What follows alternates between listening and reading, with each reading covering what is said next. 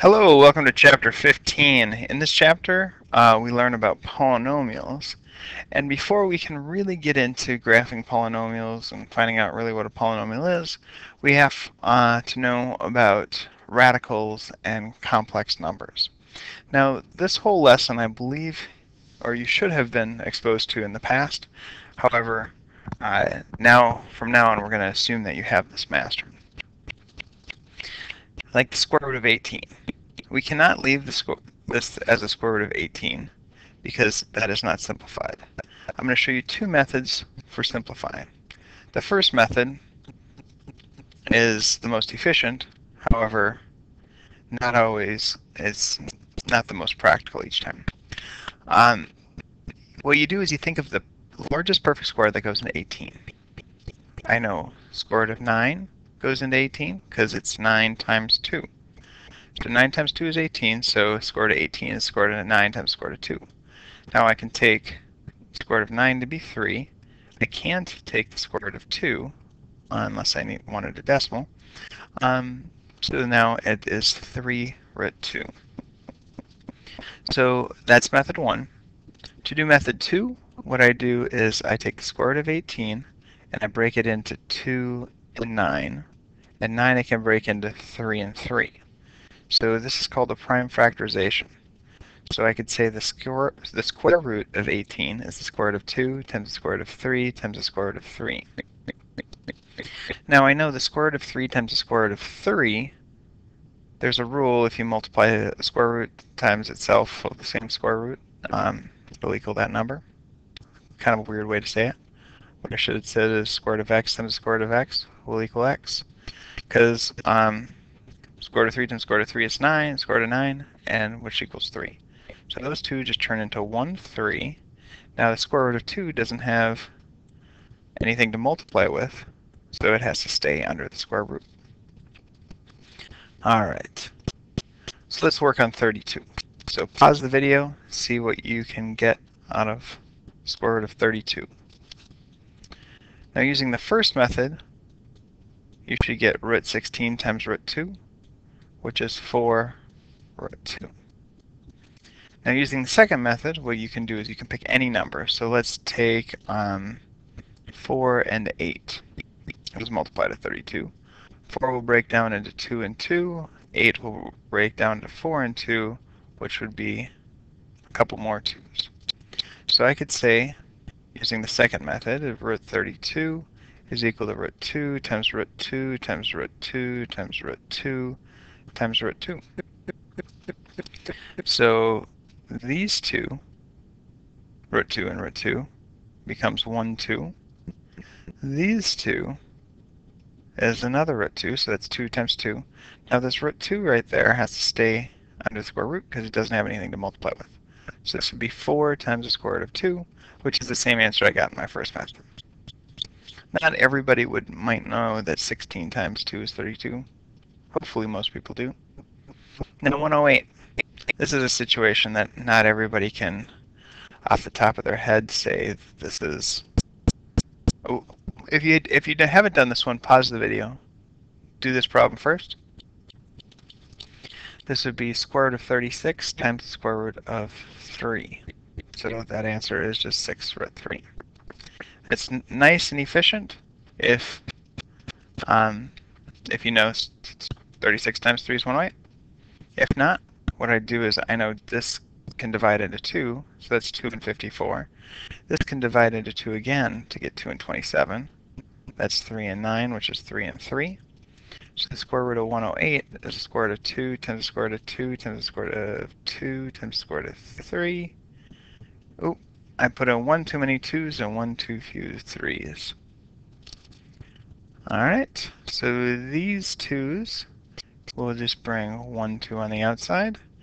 These 3's will bring a 3 on the outside, and that 3 is left all alone, so 2 times 3 is 6. So 6 root 3 is our answer. Alright, now try this one on your own. Now, we're required to know the square root of -1 is I. So this one we break down right away. Square root of negative 1 times square root of 9. Square root of negative 1 is I. Square root of 9 is 3, so it would just be 3I. Now what is I? Well, we said earlier on the previous slide, I is the square root of negative 1. I squared is the square root of negative 1 times square root of negative 1, where if I multiply that, I just get negative 1. I to the third power is square root of negative 1 times square root of negative 1 times square root of negative 1, which these two would just be negative 1, so negative square root of negative 1, which is negative I. I to the fourth power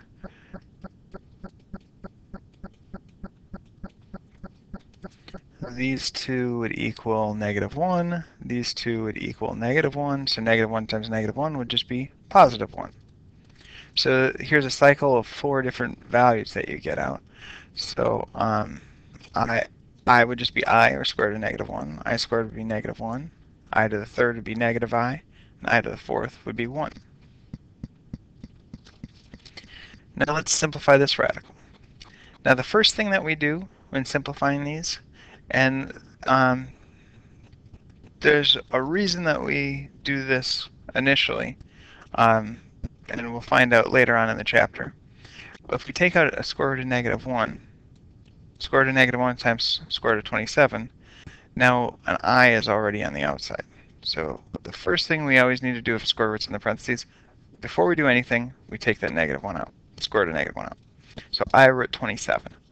Now square root of 27 is square root of 9 square root of 3, so that's going to be 3I root 3. Now a complex number is written in this form, where the real number is first and the imaginary number is over here. So it's the real plus the imaginary. So 5 plus 2I, this is the real part, this is the imaginary. 4I could be written as 0 plus 4I because there's no real parts, 4 imaginaries. And just the number 7, that's all in the real numbers, so that's 7 plus 0I. So operations are just like operations if this was just a variable. So if there's an addition sign between these, 5 plus 4 is 9, 6 minus 3 is 3. So 9 plus 3I. The subtraction sign, that negative will go over to both of these. So that's negative 5 plus 6I minus 8 plus 2I. Negative 5 minus 8 is negative 13. 6I plus 2I is 8I. Now if we multiply, this can go over the parentheses, so 3I times 6 is 18I. 3I times 5I is 15I squared. Now I squared is the same thing as negative 1. So this would be like 18I minus 15, because negative 1 times 15 is negative 15.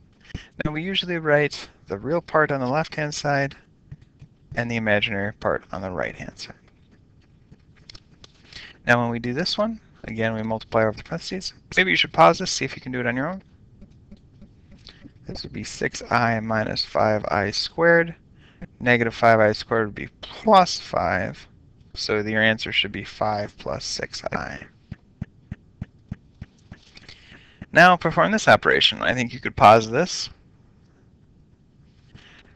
Alright, the first 5 times negative 3 is negative 15. The insides, you have negative 18I. The outsides would give you negative 10I. And then the last would give us negative 12I squared. I squared is negative 1, so negative 12 times negative 1 is like plus 12. So we'd have negative 15 plus 12. And then negative 18 minus another 10 would be minus 28. I. So this would be negative 3 minus 28I. Now if we look at this, we have 3 minus 2I times 3 minus 2I. So our first would be 9, our insides would be negative 6I, our outsides would be negative 6I, and our last would be plus 4I squared. So this would be negative 12i. 4i squared would be like minus 4, so 9 minus 4 would give us 5. Now, conjugates are very important, especially for simplifying things once you get to calculus. In pre-calc, we just talk about them. You'll see we'll use them a few times. If we multiply a conjugate, so that's like 3 plus 4i and 3 minus 4i, we would do the first to get 9, insides to get plus 12i, outsides to get minus 12i, and then the last to get negative 16i squared. These two middle terms will cancel out, and I squared would be negative 1, so that would be plus 16. So 9 plus 16 would be 25. So the nice thing about multiplying conjugates with imaginary numbers is that we get a whole real number. Let's pause the video and let's multiply this times its conjugate. All right, hopefully everybody's done. And this would be 25 plus 10i minus 10i, and this would be minus 4i squared. So these would cancel out, and this would be plus 4. So 25 plus 4 would get us to 29. Now, when we want to write this as one complex number, what we do is we want to get the i's out of the denominator. And the only way we know how to do that is multiplying by the conjugate. So if we do that in the denominator, we have to do it by the numerator. And this would be 30 minus 10i. The denominator would be 36 plus 12i minus 12i, which would cancel out. And then that would be minus 4i squared. So minus 4i squared, that's like plus 4. So that is 36 plus 4 is 40. Then I'll have 30 minus 10i. Now we usually write this as a real part here and an imaginary part here. So our real part is 30 over 40, which is 3/4. Our imaginary part is going to be 1/4. So it would be 3/4 minus 1/4 I. Now try this one on your own and see how you do. We'll multiply by 1 plus 3i over 1 plus 3i. Our denominator is going to be 1 minus 3i plus 3i, which would cancel out. And then that's minus 9i squared. Our numerator, we're going to have 5. Our insides are going to give us 4i. Our outsides are going to give us 15i. And our lasts are going to give us 12i squared. Now our denominator, we'll start with that. 9i squared is like saying plus 9, so 1 plus 9 would be 10. Our numerator, we have 5 and a 12i squared, which is like 5 minus 12, or negative 7. And then we have 4i plus 15i, which will be 19i. So this would be negative 7/10, and then 19/10 I. All right, now to write this as one complex number, first thing you have to do is multiply the first two things. Just as if I was multiplying 2 times 3 times 7, I would multiply these first to get 6. 6 times 7 would be 42. Keep in mind this is unrelated other than the form in which to multiply it. These definitely don't equal 2, 3, and 7. All right, so if I multiply these two together first, I would get 2. The insides would give me 6i, my outsides would give me minus 4i, and my last would give me negative 12i squared. Now to be mathematically correct here, we should put that in parentheses and multiply that times 3 minus I. So to simplify this, negative 12i squared is like plus 12, so 2 plus 12 is 14. 6 minus 4 would be 2i. Now we multiply these out. 3 times 14, what's that, 42. The insides would be 6i, the outsides would be negative 14i, and the last would be negative 2i squared. Negative 2i squared is like plus 2, so 42 plus 2 is 44. 6 minus 14i would be negative 8i. So here is our answer. All right, try this one on your own and see how you do. Hopefully you're completed with it. I'll multiply these two to get 2i squared. The insides will be plus 2i, the outsides are going to be plus 3i, and my lasts are going to be plus 3. Now, when I add these together, 2i squared is like negative 2. 3 minus 2 would just be 1, and this would combine to give us 5i. So now when I multiply these out, I'll have 2i plus 10i squared minus 3, and then this would be negative 15i. So 2i minus 15i will be negative 13i. Negative 3 minus 10 would be negative 13. Now we should put our real part first and our imaginary part second, so negative 13 minus 13i would be the correct answer. All right, now hopefully you can complete your worksheet. Good luck.